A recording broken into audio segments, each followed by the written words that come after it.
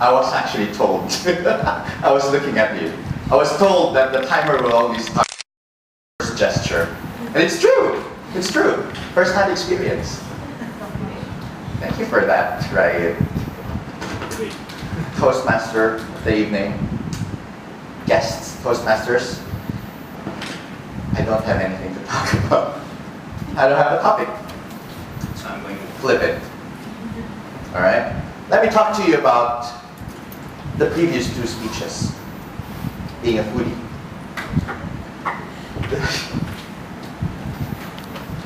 There's nothing wrong with being a foodie. In fact, I have a big problem right now as a foodie. You see, on my table, I have a samosa.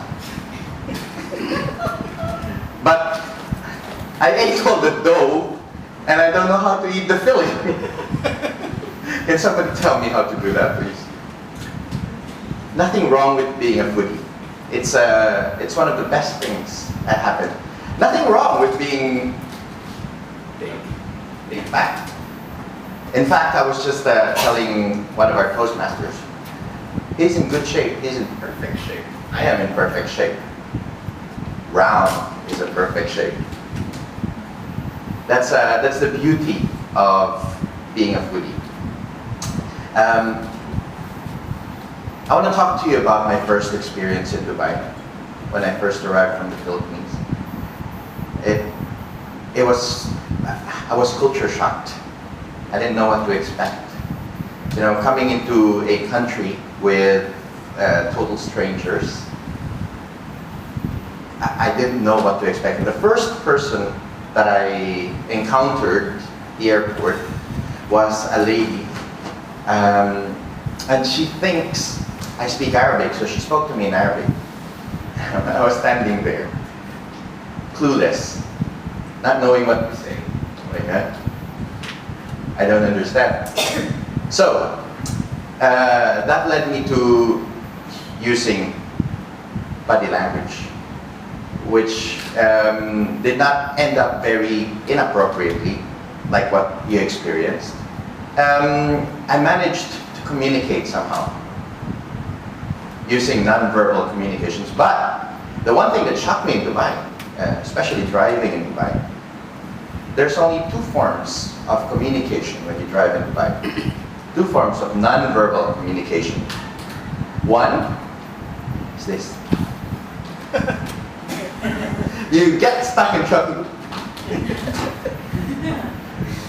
Yeah, everybody does that. For some reason, you tail end someone, and the other, then the response. And this is an effective communication, by the way. You want to go into a curb, and you want to pass someone, you go, and the response. Always. I don't know how people manage it. And it works. It works. That's something unique about Dubai. You know, that's something very, very peculiar that I would never understand. People communicate in many sorts of ways. I mean, being in a multicultural city, it's not a wonder at all. You know, how people come up with so many forms of non-verbal communications. Like Japan, for example, they bow, they bow, they bow. When I first arrived in Dubai, I did not know other ways of communicating. So people actually, I was talking to my Syrian friend. Any Syrians today? One of my Syrian friends, I was talking to him.